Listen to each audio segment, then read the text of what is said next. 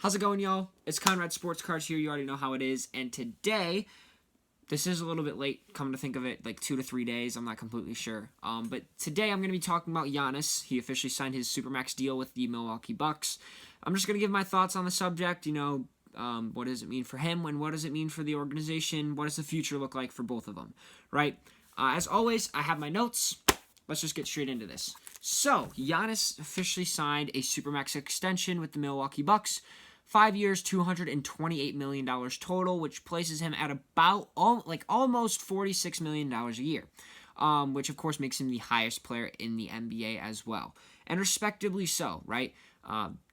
Two-time MVP, back-to-back MVP the past 2 seasons, along with the Defensive Player of the Year, made this team a contender for both the past couple of years, and potentially would have won either one of those championships if it wasn't for a factor that I will discuss a little bit later down the line. And also this deal expires in 2026-2027, but obviously he is 100% worth the Supermax extension. Personally, though, if I was Giannis, I would not have taken this deal. Instead, I would have asked for a 1+1 or a 2+1. If at all possible. I don't know all of the rules, but I believe that you can sign a 2+1 or a 1+1 in free agency. What am I even thinking?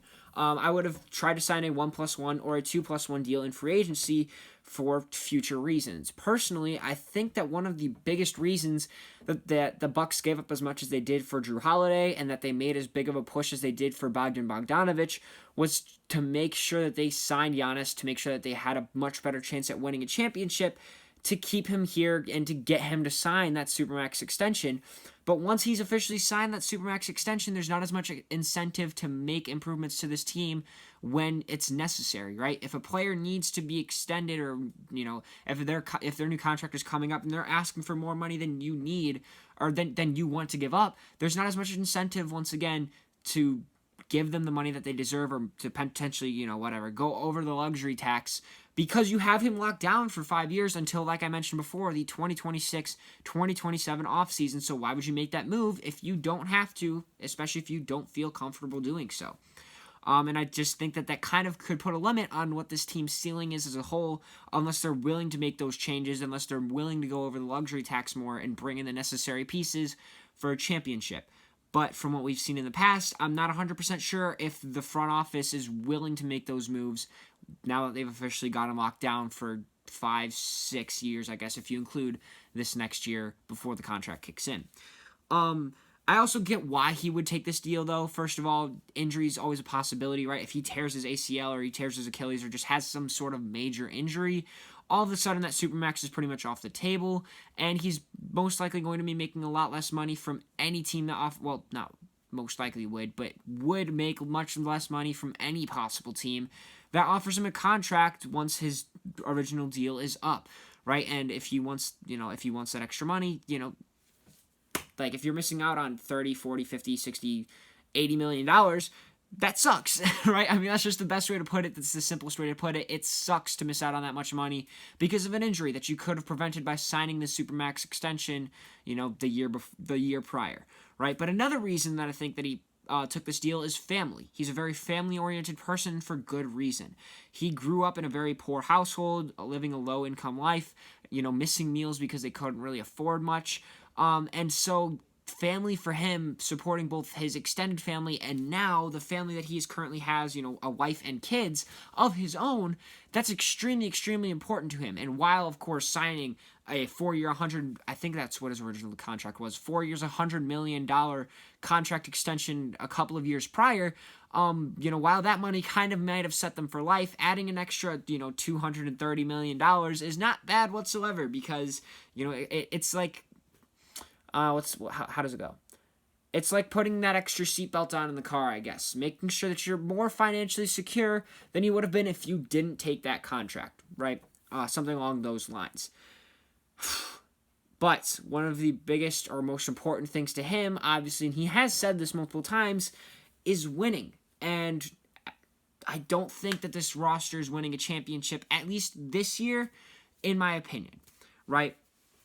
I do like the addition of Jrue Holiday, because one of the biggest issues for this team was Giannis as a player cannot work very well in the half court. He does a lot of his work in transition, right? Grabs a rebound, sprints down there in 2 to 3 dribbles, and throws down a dunk, right? He does not do well if he gets stopped before he can get into the lane and has to reset the offense. But now when you're adding Drew Holiday, you're adding another passer or playmaker that you can give the ball up to, and he could potentially create something in the half court when he's called upon to do so, right? And I think that's just really good for this team overall, because that, of course, has been pretty much one of the, if not the biggest issue stopping them from winning a championship these past couple of years.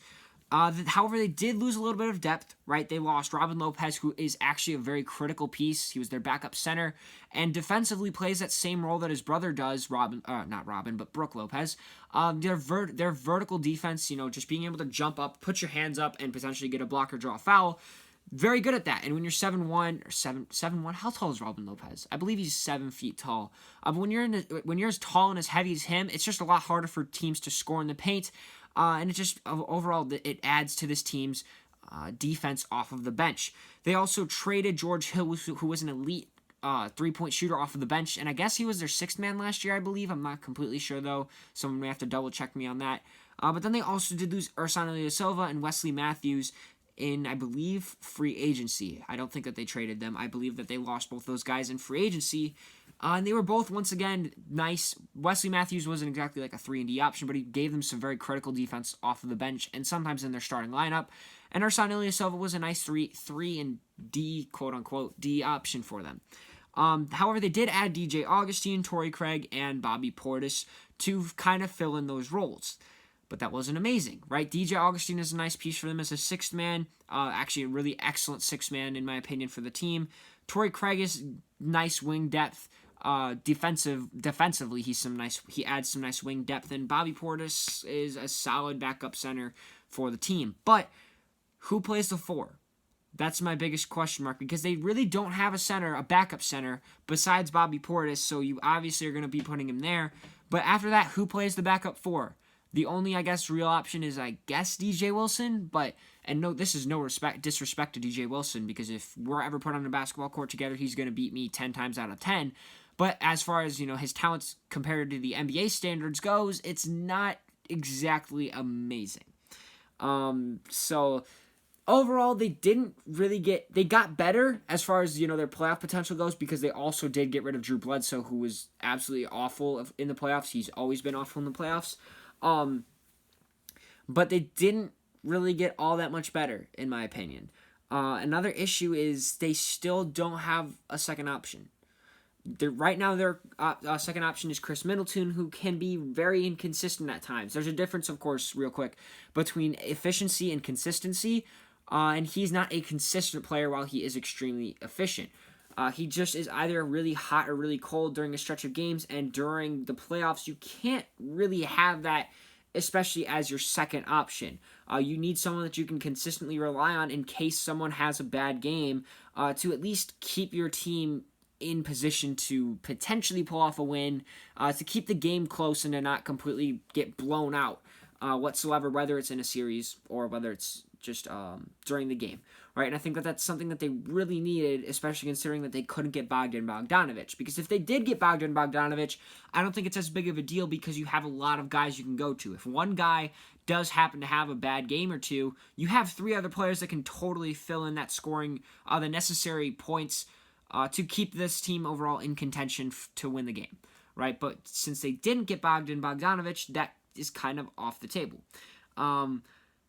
Now, overall, that I've been talking negatively about this team, but they made some right moves, right? Drew Holiday, of course, was excellent because he adds some great passing. Of course, like I just mentioned, sorry, I just moved my table. But he adds some excellent passing and playmaking for this team in the half court in case Giannis does get stopped in transition and they have to reset the offense.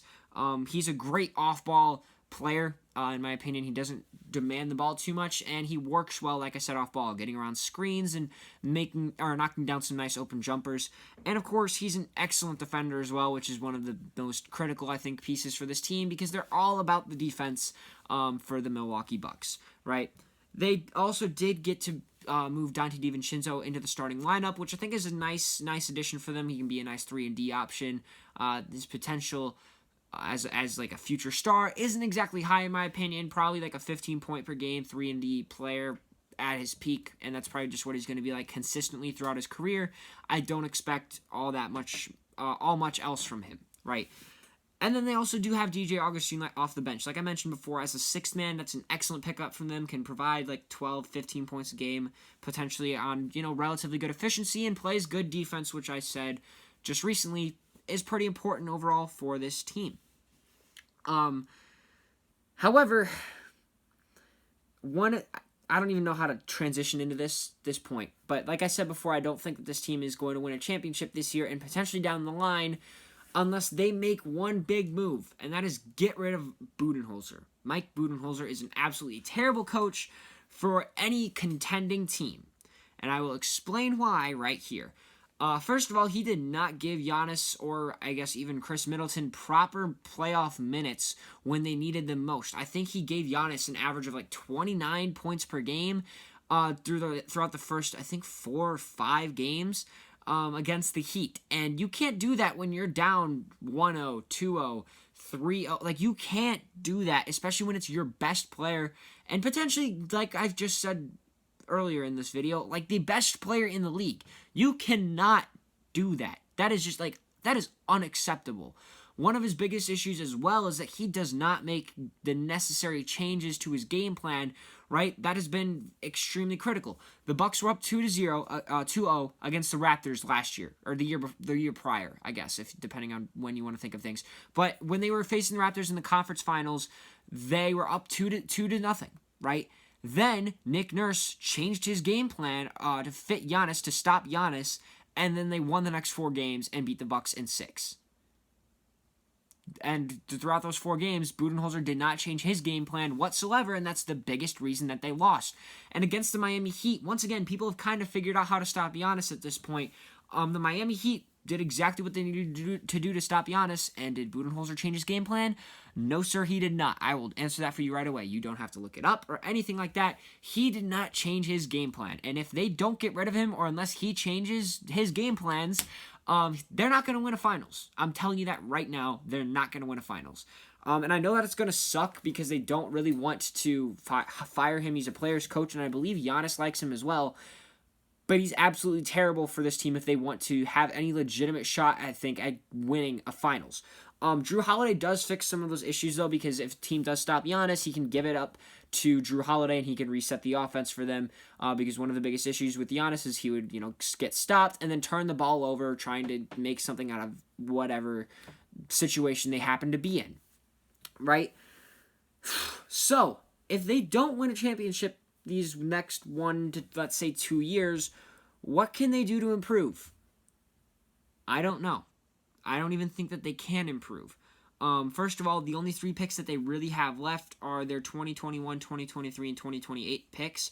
They're first rounders. I'm not talking about second rounders. The rest of them were either given up in the Pelicans trade, or they were pick swaps with the Pelicans, which means that those picks could easily be worth much less than they happen to be. Like, if they have one really bad season where they are a lottery team, the Pelicans could swap with them, and all that's done, that pick is, like, let's say 22 or something like that.